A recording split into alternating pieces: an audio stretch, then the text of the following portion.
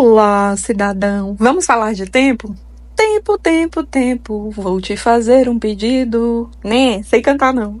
Desafinada que só ela. Pode parar a voz. Aqui só publica, nada de cantoria. Vamos falar sobre esse negócio bizarro de tempo? O tempo que foi mercantilizado, o tempo que virou um ativo, o tempo que lá naquele filme distópico virou moeda.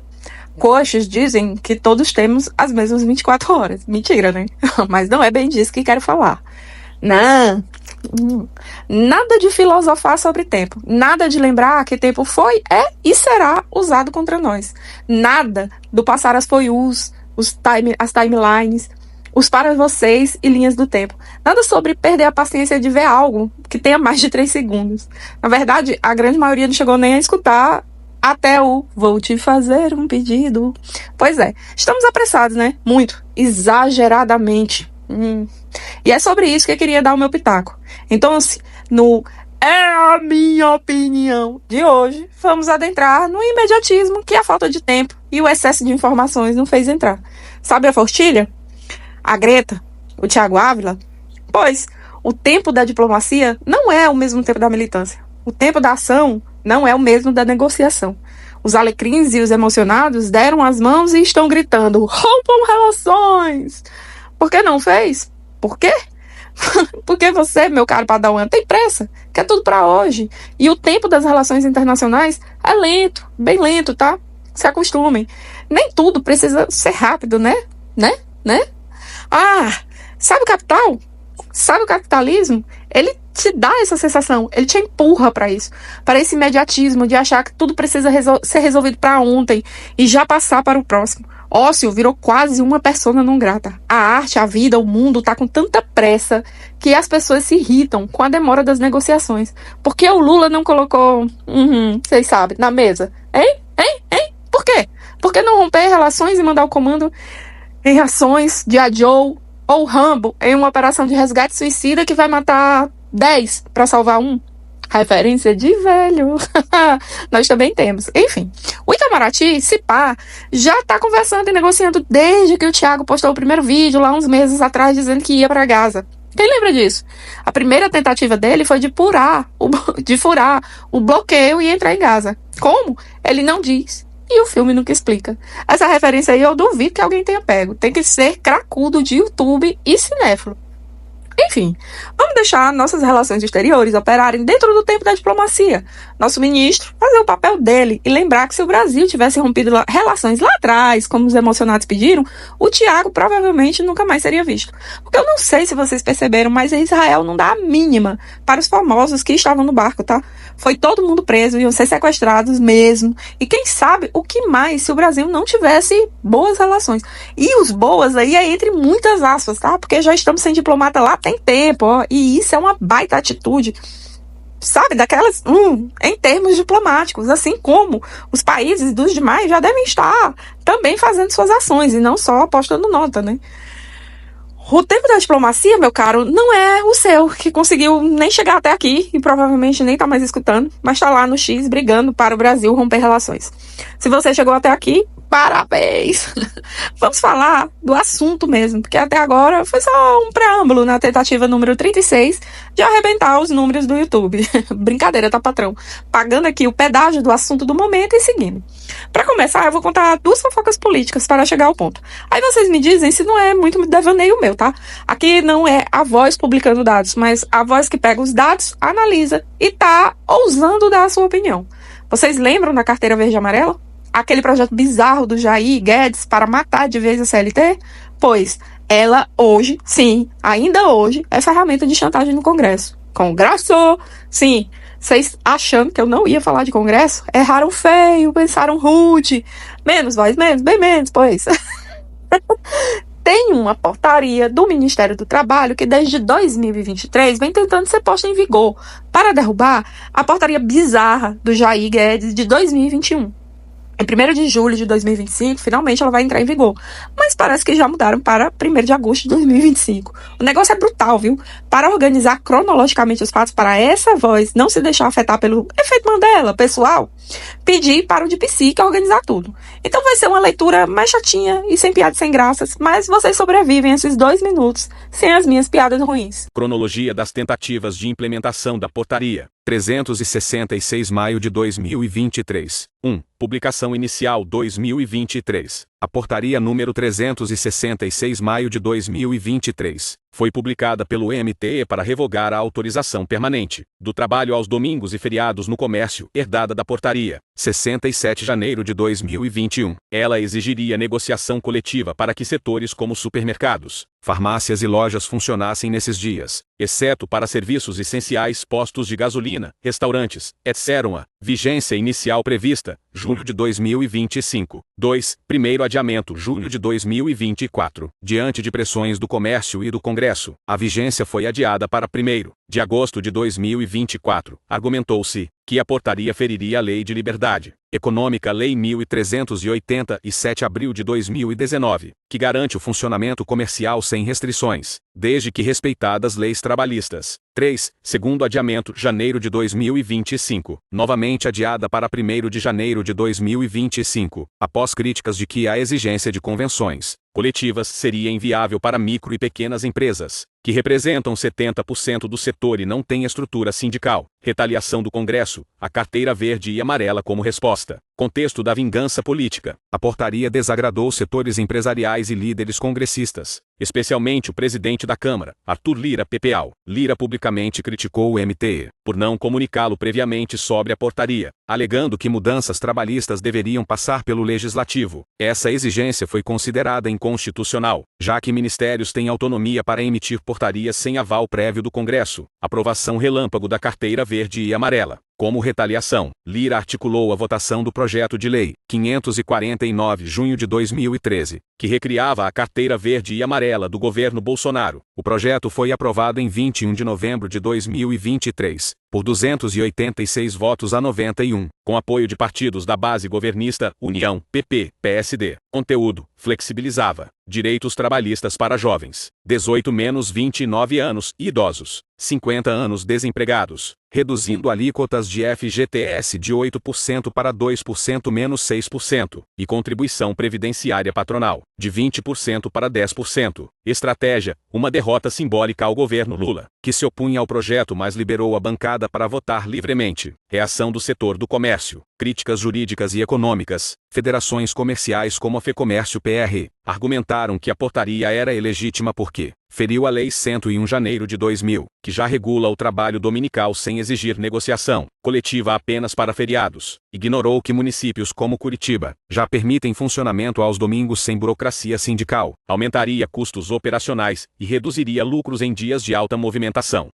Feriados prolongados. Apoio a Lira. Representantes do comércio endossaram as críticas de Lira, defendendo que portarias não podem alterar leis. Empresários pressionaram por adiamentos, alegando que a medida prejudicaria a geração de empregos. Análise: o tempo da política e a armadilha dos arroubos infantis. 1. Hierarquia das normas versus realidade do poder. A portaria tecnicamente respeitava a autonomia regulatória do MTE, mas esbarrou na correlação de forças do Congresso, onde setores empresariais têm maior influência. A reação de Lira deveria ter me comunicado. Expôs que decisões técnicas são subordinadas a interesses políticos, especialmente quando afetam o capital. 2. A retaliação como pedagogia do ajuste. A aprovação da carteira verde e amarela foi uma lição. Tentativas de ampliar direitos via executivo podem ser respondidas com retrocessos legislativos. O projeto não só precarizou relações trabalhistas, mas também compensou perdas patronais causadas pela portaria. Isso ilustra como o capitalismo opera por compensações regulatórias. Avanços em uma área geram recuos em outras. 3. O mito da batalha isolada. Setores progressistas defenderam a portaria como vitória contra a precarização, mas subestimaram que pequenas empresas, 80% do comércio, viam a negociação coletiva como burocracia inviável. Trabalhadores temiam redução de horas extras e renda se lojas fechassem aos domingos. Isso revela o dilema da ação direta. Medidas bem intencionadas, sem mediação política,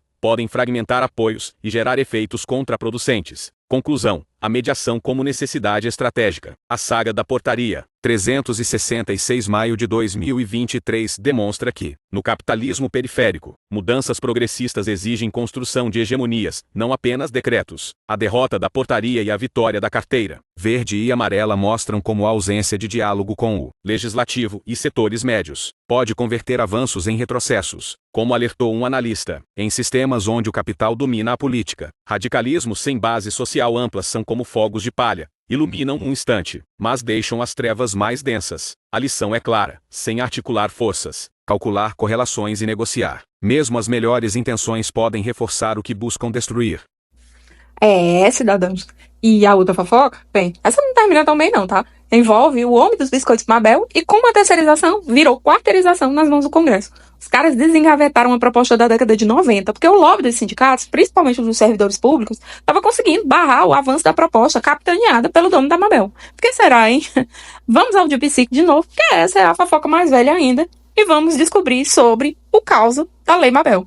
Projeto de Lei 43 fevereiro de 1998, proposta original, apresentada por Sandro Mabel, então deputado federal pelo PMDB Gão, permitindo a terceirização sem restrições às atividades fim. Estratégia inicial. O projeto foi engavetado por 16 anos devido à forte oposição sindical e ao entendimento jurisprudencial, súmula 331 do TST, que limitava a terceirização às atividades meio, lobby patronal, empresários liderados pela Fiesp. CNL e ABT pressionaram a Câmara, argumentando que a flexibilização geraria empregos. Em 2015, Eduardo Cunha, PMDB-RJ, então presidente da Câmara, incluiu o projeto de lei 4.330 na pauta prioritária, após reuniões com empresários, resistência sindical, centrais sindicais CAT, Força Sindical, o GT e entidades como o Ministério Público do Trabalho, MPT, e a Associação Nacional dos Magistrados do Trabalho, ANAMATRA, mobilizaram-se com protestos em frente à Fiesp e ameaças de ocupar Brasília. Substituição do projeto de lei, para burlar o lobby sindical. O deputado Laércio Oliveira SDC substituiu o projeto de lei 4.330 pelo projeto de lei 43 fevereiro de 1998, de autoria de Sandro Mabel, que já havia passado pelo Senado. A votação ocorreu em regime de urgência, sem debate público. Aprovação na calada da noite, em 22 de março de 2017. O texto foi aprovado com permissão para terceirização de atividades fim, núcleo produtivo das empresas, introdução da quarteirização, subcontratação em cadeia, responsabilidade subsidiária não solidária da empresa tomadora, fragilizando a cobrança de direitos trabalhistas. Papel de Sandro Mabel, como autor original e relator na CCJC. Mabel articulou o apoio da bancada empresarial, declarou que o projeto modernizaria as relações trabalhistas, ignorando críticas sobre precarização. Sindicatos no contra-ataque. CAT organizou protestos em 26 estados, alertando que 27% dos terceirizados já recebiam menos que trabalhadores formais. Força Sindical do Paraná reuniu-se com a bancada paranaense para exigir emendas que protegessem a atividade fim. Sindicato dos Bancários alertou para riscos na área financeira, onde terceirizados já eram 40% da força de trabalho. Dados de precarização, indicador tempo médio de emprego, trabalhador direto, 52 anos, terceirizado, 26 anos, indicador salário médio, trabalhador direto R, 2.200, terceirizado R, 1.606 menos 27%, indicador jornada semanal, trabalhador direto 40 horas, terceirizado 43 horas. Fonte, CAT, Diese 2017. Vitória do capital. A aprovação simbolizou o triunfo do lobby empresarial, que financiava 400 dos 513 deputados. A jogada noturna evidenciou como o Congresso prioriza interesses do capital, em detrimento de direitos sociais. Desgaste lento. Entre 1998 e 2017, o projeto foi rejeitado 11 vezes em comissões, mas é introduzido com pequenas alterações para desgastar a oposição. Capitalismo de compensação. A terceirização ampliou a acumulação flexível, reduzindo custos trabalhistas em 34% segundo a Fiesp, enquanto os sindicatos perdiam base associativa. Queda de 40% nas contribuições após 2017. Limites da ação direta, greves e ocupações, como as da CAT em 2017, atrasaram, mas não impediram a votação. A falta de representação no Congresso. Apenas 8% dos deputados eram aliados sindicais. Inviabilizou a defesa efetiva. Necessidade de hegemonia. Como demonstra a pesquisa, desigualdades e privação de direitos. Mudanças progressistas exigem alianças com setores médios, pequenos empresários, que apoiaram a terceirização por verem nela flexibilidade para gerar empregos. Discurso empresarial, parceria para ganho de eficiência. Lei 13.429 17 avos. Realidade, quarteirização. Empresas terceirizadas subcontratavam outras, criando cadeias onde o vínculo empregatício se esfacelava. Saúde do trabalhador. Acidentes laborais aumentaram 22% em serviços terceirizados entre 2017 a 2020, segundo o MPT, devido à falta de treinamento e pressão por produtividade. A saga do projeto de lei 4.330/2004 avos sintetiza a dialética da derrota no capitalismo periférico, tática do desgaste. 19 anos de insistência legislativa mostraram que o capital tem prazos longos, enquanto movimentos sociais operam no curtoprazismo das mobilizações reativas. Custo da inflexibilidade. A recusa inicial de sindicatos em negociar termos parciais, regulamentar só atividades meio, permitiu que a versão mais dura atividade fim fosse aprovada. Como alerta Paikete citado em A Justiça Social exige pragmatismo estratégico. Recusar avanços parciais pode levar a retrocessos totais. O tempo da política não é o tempo da utopia, onde não se negocia. O capital impõe. Pronto. Fofocas contadas, mas agora eu queria falar com vocês sobre a escala 6x1. Mas, voz, aí tu tá forçando. Bem, primeiro, quando for aprovado, porque eu sei que vai, teremos vídeos só sobre a história e tudo. Segundo, tem tudo a ver com a gente, tá? Porque o imediatismo pode transformar uma excelente proposta em um dos maiores tiros no pé que a classe trabalhadora fez. Voz, sim, meus caros, o bagulho pode ficar louco. Vamos por partes. Na Constituinte, a gente já conseguiu reduzir de 48 para 48 horas. Sério? Sim.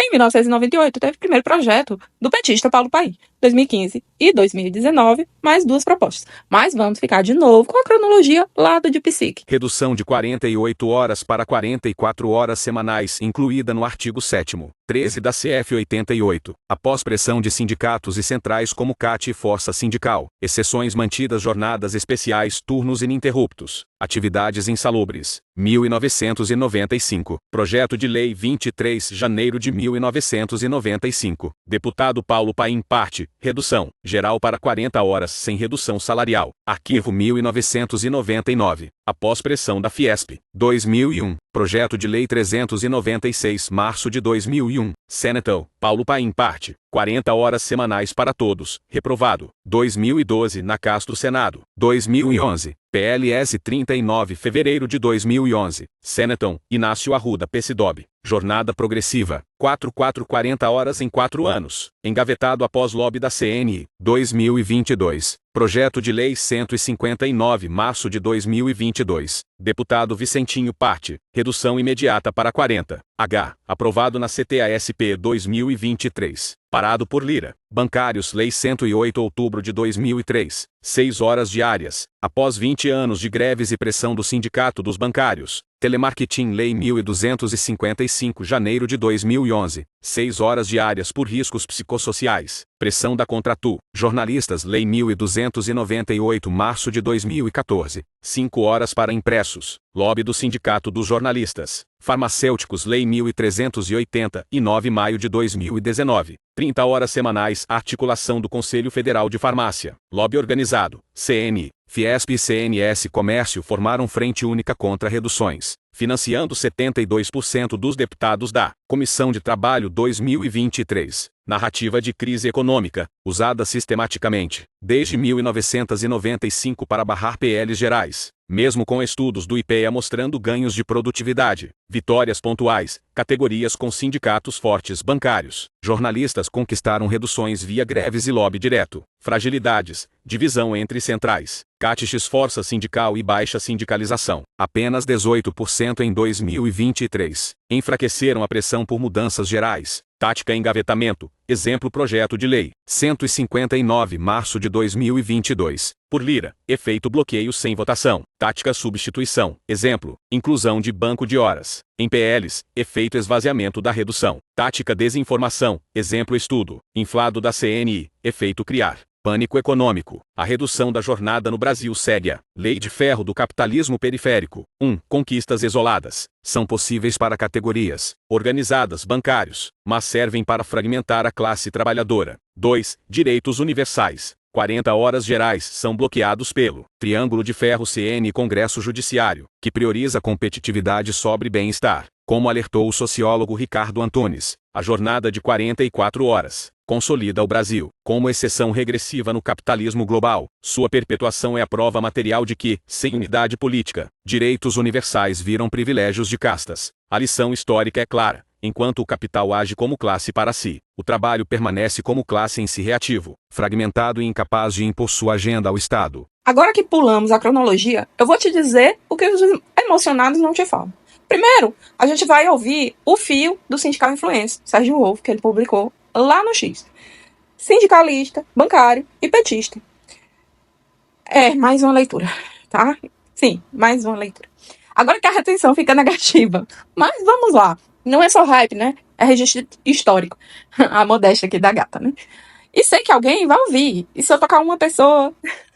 Brincadeira, gente. O espírito coach já me abandonou. Calma. Exorcizado com sucesso. Vamos lá, a leitura. E sigam o Sindical Influencer. E pense que é aquele vozeirão dele aqui e não a minha, tá?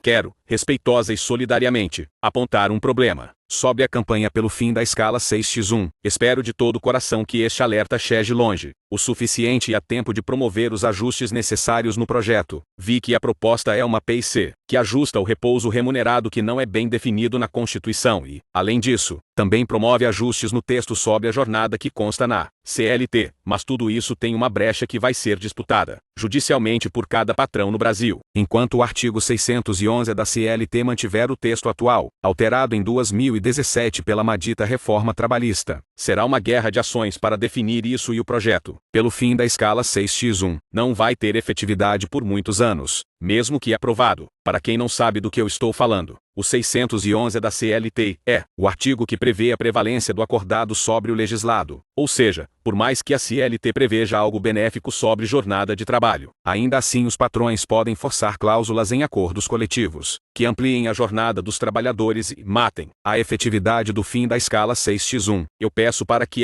@Erika Kilton, @Rica Azevedo e todos que estão encampando esta campanha que atentem para isso e exijam também o fim do acordado sobre o legislado. Esse dispositivo já traz prejuízos imensos a diversas categorias, inclusive a dos bancários a qual pertenço e milito. Aqui, os banqueiros trouxeram alguns anos atrás uma proposta de acordo que prevê que, mesmo a jornada do bancário sendo de 30 horas semanais, eles compensam uma jornada de 40 horas, com uma gratificação de função além do salário. Então, na prática, a maioria dos bancários, especialmente em bancos privados, trabalha 8 horas por dia. E pior, não há sequer possibilidade de questionar judicialmente isso, pois está em CCT, e esta vale mais do que a lei, como diz a CLT reformada por Temer. Obrigada, Rolf. Excelente contribuição. Voz não pira, tá? Até pensei em pedir pra ele gravar esse fio, mas não tinha tempo e outras cositas mais que não cabem aqui agora. Agora sim, vamos começar o vídeo. Talvez uma pessoa tenha chegado até aqui. Parabéns, guerreiro, e muito obrigado por seu engajamento. E isso, fica muito feliz com isso. Então, tempo, imediatismo, militância, negociação e por aí vai. Se você não tem paciência para conhecer, você vai ser enganado, passado para trás. Não vai saber o que cobrar, a quem cobrar. Vai perder, sabe o quê? O seu tempo. Vai fazer gritaria vazia. Atestar o papel de burro. Falta de cognição, voz. Tem que evitar o ad hominem. Desculpa, gente, não resisti a mais uma cutucada escondida por trás de uma piada ruim. Não quero que a situação do fim da escala 6x1 vire o que foi com a terceirização. Prefiro que seja feita com responsabilidade, para que o ganho não se torne uma perda. Pelo fim da escala 6x1, com ganha-ganha, tá? E sim, gente, é possível. A gente tem inúmeros exemplos na nossa trajetória sobre isso. Dá sim para fazer um ganha-ganha. A gente tava ganhando. Aí vem o golpe, vem a nossa esquerda festiva, cirandeira, vem tantos N fatores, sabe? E não sei se cabe a gente falar aqui. E no fim, a palavra que ele fica, e eu espero que fique para todos vocês, é organização. Organizem-se. Mas não organizem-se só pensando em um fato, tá? Porque a gente tem inúmeras frentes de batalhas todos os dias. É pela fome, é pelo direito, é para não perder direitos, tá? Então, vamos lá, tá? Não precisa, tá? Ai. E sim, gente, né? Como eu disse, é possível. Só que é lenta mesmo, não tem a pressa da sua revolução, nem do seu imediatismo, porque ainda estamos no capitalismo, e quem manda é o capital e não nós.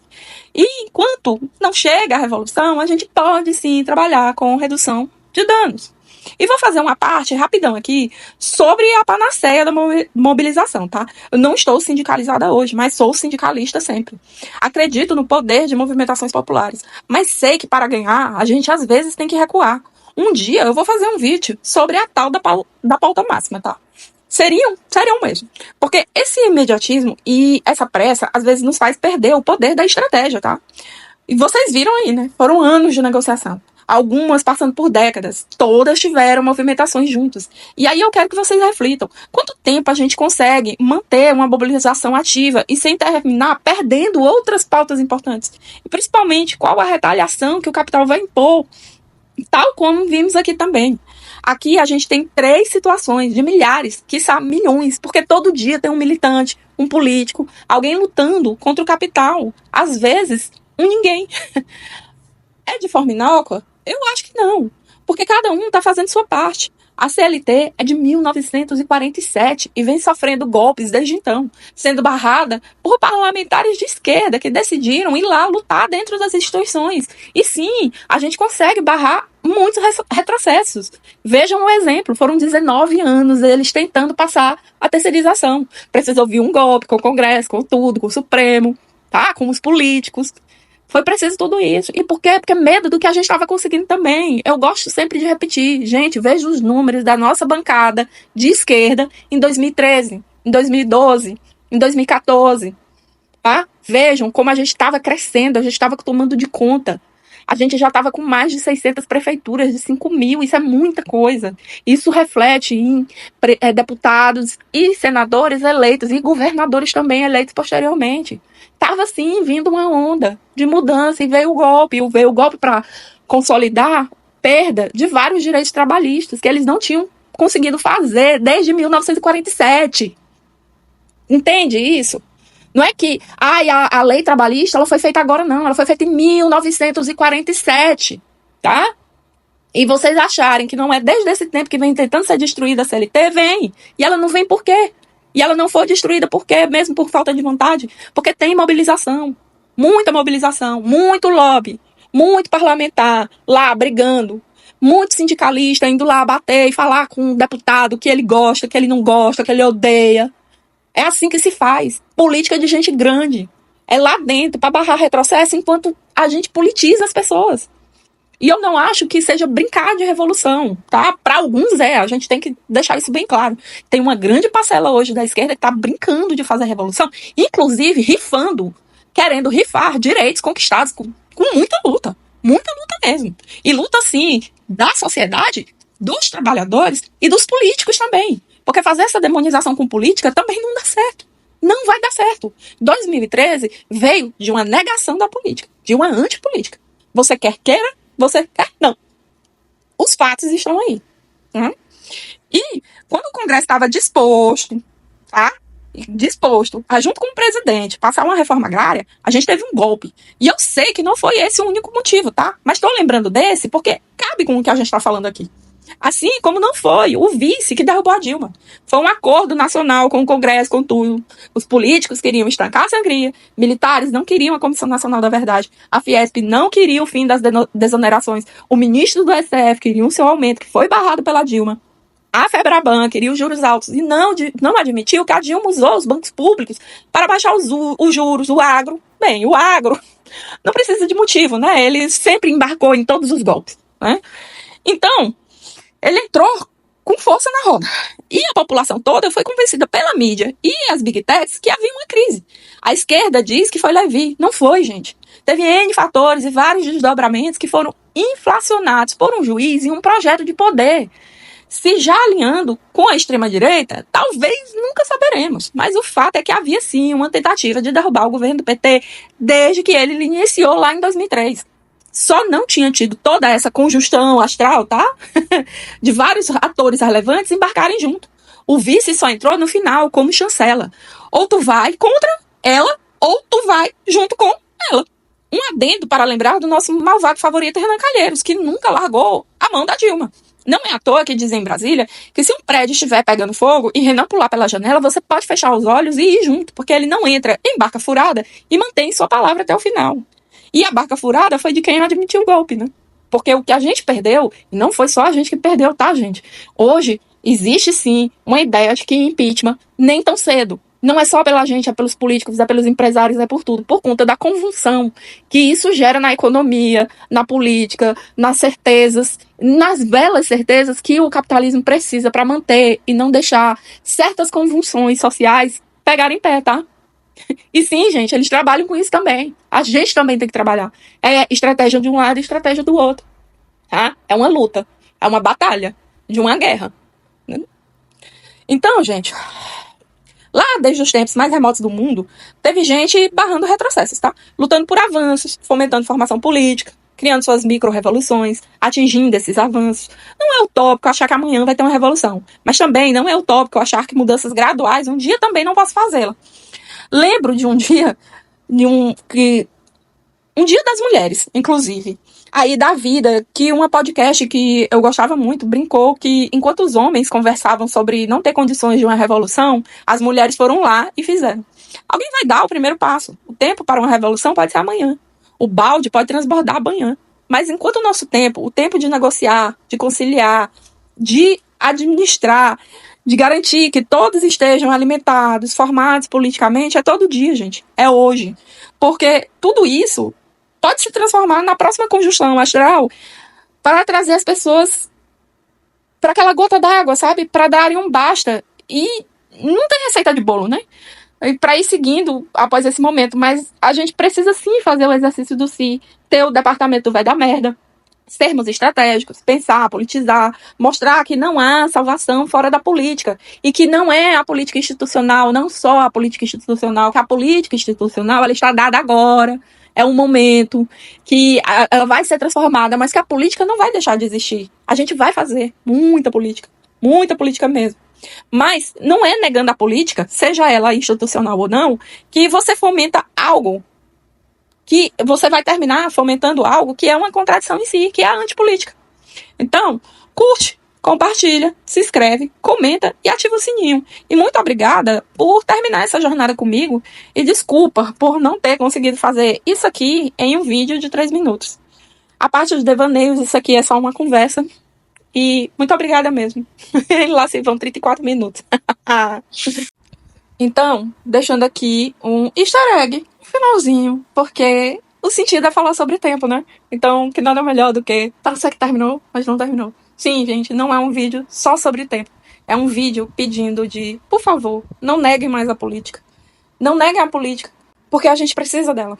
Nesse momento, para fomentar, para politizar, para fazer com que as pessoas reconheçam a necessidade de uma luta diária, de uma conscientização. Porque o capitalismo, ele faz isso com a gente, sabe? Tá deixando a gente cansado, exausto, com um imediatismo que só prejudica a gente mesmo.